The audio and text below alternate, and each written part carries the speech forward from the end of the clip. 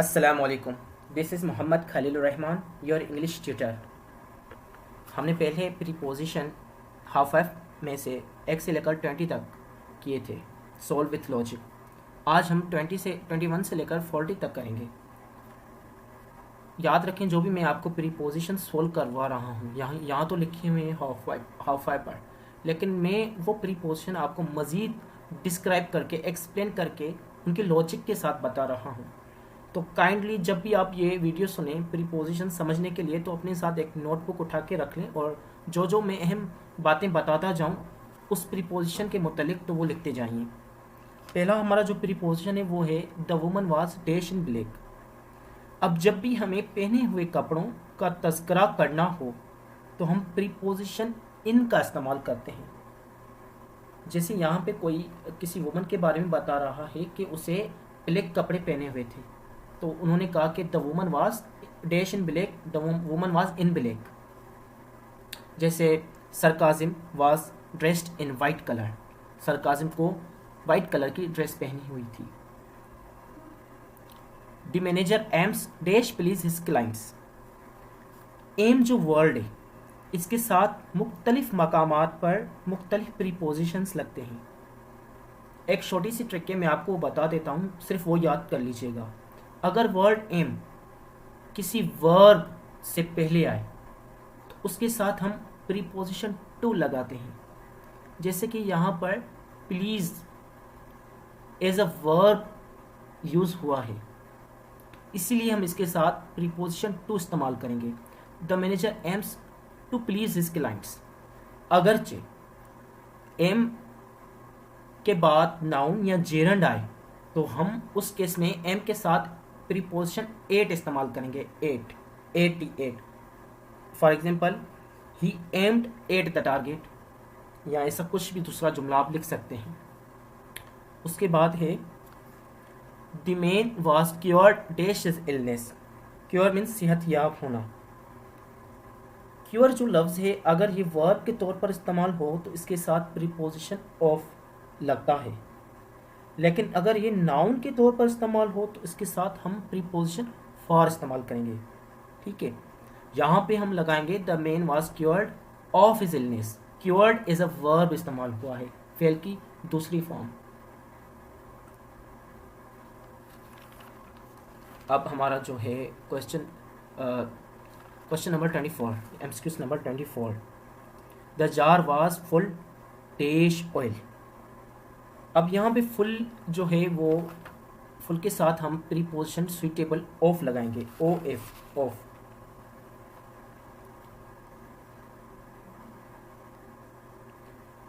याद रखें, अगर फुल वर्ड एडजेक्टिव के तौर पर इस्तेमाल हो तो हम इसके साथ प्रीपोजिशन ऑफ लगाएंगे, जैसा कि हमने यहाँ पर फुल के साथ ऑफ लगाया है। The jar was full of oil, ना कि फुल फ्रॉम ऑयल या फुल इन ऑयल। लेकिन अगर फुल वर्ब के तौर पर इस्तेमाल हो कहीं भी तो हम उसके साथ प्रीपोजिशन इन इस्तेमाल करेंगे। ठीक है, तो मेरा मतलब यह है कि फुल के साथ दो प्रीपोजिशन इस्तेमाल होते हैं, एक ऑफ या इन, दोनों इस्तेमाल होते हैं लेकिन डिफरेंट केसेस पर। एडजेक्टिव के तौर पर इस्तेमाल हो तो ऑफ लगता है इसके साथ, अगर नाउन के तौर पर इस्तेमाल हो तो इसके साथ हम इन प्रीपोजिशन इस्तेमाल करेंगे। उसके बाद है the court has absolved them dash the crime. सबसे पहले तो एब्सॉल्व की मानी है बरी करना, आज़ाद करना, किसी इल्ज़ाम से बरी करना, किसी जिम्मेदारी से आज़ाद करना। ठीक है, अब यहाँ पे कोर्ट ने एक शख्स को उसके मुजरिम से, उसके जुर्म से आज़ाद किया है, तो एब्सॉल्व के साथ जो सुइटेबल प्रीपोजिशन हमेशा लगता है वो है from. The court has absolved them from the crime. उसके बाद है the book consist dash 35 chapters. Consist की डिफरेंट मकामात पर डिफरेंट मीनिंग होती है। अगर हम कंसिस्ट ऑफ कहेंगे तो इसकी मानी है मेड अप ऑफ, किसी चीज़ का बना हुआ। अगर हम कंसिस्ट इन कहेंगे तो इसकी मानी है किसी चीज़ का शामिल होना। ठीक है, the book consist of 35 chapters. इसका मतलब ये है कि जो बुक है वो 35 चैप्टर्स पर बना हुआ है। अगर मैं कहूँ कि the pack consist in 10 tissues, तो इसका मतलब ये होगा कि टिश्यूज़ का पैक है, उसके अंदर 10 टिश्यूज़ है। इसको मज़ीद मैं डिस्क्राइब ऐसे कर रहा हूँ कि द मोबाइल की हम मिसाल ले लेते हैं। तो मोबाइल के कोई मोबाइल 2 GB रैम या 2 GB रोम का होता है, तो हम ये कहेंगे कि the mobile is consist of 2 GB RAM and 2 GB रोम, कि वो 2 GB रैम और 2 GB रोम से बना हुआ है, उसके अंदर है, वो अज्जा उसमें शामिल है और वो बना हुआ है मोबाइल। लेकिन अगर एप्लीकेशंस की बात हो, फॉर एग्ज़ाम्पल उस मोबाइल में फेसबुक है, ट्विटर है, इंस्टाग्राम है, तो हम ऐसे कहेंगे कि the mobile is consist in Facebook, Instagram etcetera. मेरी उम्मीद है कि आपको समझ में आ गई होगी कि consist of means made up of, consist in की मानी है कि किसी चीज़ का शामिल होना। Take dish the wall before it falls on the head of a passer by. Take down the wall, take down की मीन्स है पुल डाउन, नीचे उतरना। She was really glad dash receiving your letter. Glad जो word है उसके साथ हम हमेशा सुइटेबल प्रीपोजिशन अबाउट लगाते हैं, ना कि विथ या फ्रॉम, ये दोनों नहीं लगते। She was really glad about receiving your letter.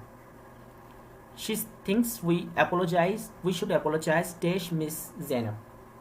Apologise की मानी है माजरत करना, जैसा कि आप सबको इसकी मानी पता है, लेकिन अगर हम किसी शख्स से माजरत करेंगे तो हम अपोलोजाइज टू लगाएंगे, लेकिन अगर हम किसी चीज़ की वजह से माजरत करेंगे तो अपोलोजाइज फॉर लगाएंगे। यहाँ पे मिस जैनब से माजरत कर रहे हैं तो इसलिए apologise to. She takes care dash her mother. She takes care की मानी है कि ध्यान रखना, इसके साथ हमेशा जो सुइटेबल प्रीपोजिशन है केयर के साथ ऑफ लगता है। She takes care of her mother. She is now ashamed dash her misconduct. Ashamed की मानी है शर्मसार होना, इसके साथ भी हमेशा प्रीपोजिशन ऑफ लगता है। She is now ashamed of her misconduct. She is good dash physics. अब good at physics, good at, bad at, clever at, किसी चीज़ में महारत रखना या किसी चीज़ में बिल्कुल ही डल होना, इसके लिए हम गुड एट, बैड एट के अल्फाज इस्तेमाल करते हैं। इनके साथ जो गुड के साथ अब सुइटेबल प्रीपोजिशन लगेगा वो है at. She is angry dash him for lying to her. Angry जो वर्ड है उसके साथ भी डिफरेंट मकामात पर डिफरेंट प्रीपोजिशंस लगते हैं। अगर हम किसी शख्स के साथ गुस्सा हैं तो एंग्री विथ, अगर हम किसी चीज़ पर गुस्सा हैं तो एंग्री एट या एंग्री अबाउट। यहाँ पर she is angry with him आएगा क्योंकि वो लड़की किसी लड़के के साथ गुस्सा है, मीन्स किसी शख्स के साथ। She is always true dash her words. She is always true to her words. True के साथ हमेशा टू प्रीपोजिशन आएगा। She had great affection dash her father. Affection की मीनिंग है कि पॉजिटिव फीलिंग, अफेक्शन हमेशा पॉजिटिव फीलिंग की मानी देता है, या फिर लव, अफेक्शन मीन्स लव। इसके साथ जो प्रीपोजिशन लगेगा हमेशा सुइटेबल वो है for. She had great affection for her father. She congratulated me dash my success. Congratulate के साथ हमेशा ऑन या फिर अबाउट प्रीपोजिशन लगता है, लेकिन अक्सर मैंने ये वन पेपर MCQs में नोट किया है कि कॉन्ग्रेचुलेट के साथ ऑन यूज़ करते हैं बहुत सारे लोग, लेकिन अबाउट भी होता है। She beliefs dash everything he says. Believe in की मानी है किसी पर ईमान या एतबार होना, जबकि बिलीव विदाउट प्रीपोजिशन की मानी है कि सच को कबूल करना। ठीक है, यहाँ पे वो लड़की उस हर लफ्ज़ को कबूल कर रही है जो कि कोई कह रहा है। ठीक है, उस लड़की का जो बिलीव है वो किसी शख्स पर नहीं बल्कि उसके अल्फाज पर है। ठीक है, उन अल्फाज को वो सच के तौर पर कबूल कर रही है, इसलिए नो प्रीपोजिशन। ठीक है, बिलीव समवन और समथिंग की मानी है कि सच को कबूल करना। That's why here no preposition is used. She always complain dash the weather. मैं पहले भी अपनी पिछली वीडियो में कंप्लेन के बारे में ब्रीफली बता चुका हूँ कि किसी शख्स के खिलाफ कंप्लेन करने के लिए, कंप्लेन अगेंस्ट किसी चीज़ के खिलाफ मीन्स जो नॉन लिविंग हो, कंप्लेन अबाउट किसी शख्स की तरफ कंप्लेन ले जाने के लिए कंप्लेन टू द टीचर, यहाँ पे वेदर के लिए हम कंप्लेन अबाउट कहेंगे। She agreed dash my proposal. Agreed के साथ भी हम मुख्तलिफ मकामात पर मुख्तलिफ प्रीपोजिशंस लगाते हैं, लेकिन अगर एग्री सजेशन की तरफ इशारा कर रहा हो तो agree to a suggestion proposal, ठीक है। यहाँ फिर हम किसी शख्स के साथ भी एग्री टू लगाते हैं बाज़ औक़ात, वैसे तो अक्सर औक़ात हम एग्री विथ लगाते हैं, लेकिन कभी कभी एग्री टू भी लगता है मुख्तलिफ सेंटेंसेस पर उनके हिसाब से, या एग्री टू डू समथिंग, ठीक है। यहाँ पे जो है प्रपोजल के साथ या ओपिनियन के साथ हमेशा एग्री टू आएगा। She agreed to my proposal. Shayan was absorbed dash in his work dash his work. Absorb means महूब होना, इतना इंटरेस्ट लेना कि आपको जो दूसरी अशिया उनकी तरफ आपका ध्यान ही ना जाए।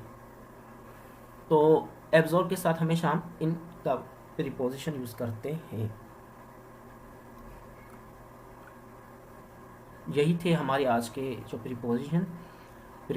और मैं आपको साथ ही ये बताता चलूँ कि ये जो भी प्रीपोजिशन हम कवर कर रहे हैं ये हाउ फाइव की वेबसाइट से कर रहे हैं, जो कि सारा कुछ सर काजिम की मेहनत का नतीजा है। आप इनकी वेबसाइट खुद भी विज़िट कर सकते हैं, और इनकी वेबसाइट पर ना सिर्फ प्रीपोजिशन बल्कि और भी बहुत सारा मटेरियल पड़ा हुआ है जो कि आपको किसी भी इम्तिहान में टॉप करने में आसानी से मदद कर सकते हैं। यहाँ पर CSS स्क्रीनिंग का अलग से मवाद रखा हुआ है, 1 पेपर MCQs, यहाँ आपके जो 9th मैट्रिक के सब्जेक्ट हैं उनके लिए भी लाताद मटेरियल पड़ा हुआ है। तो मैं आपको अपनी तरफ से ये सजेस्ट करूँगा कि आप ये वेबसाइट विज़िट कर लें, और अगर आप विद फोकस इस वेबसाइट से फ़ायदा उठाएंगे, पढ़ेंगे, तो कामयाबी की ज़मानत मैं आपको देता हूँ। Thank you.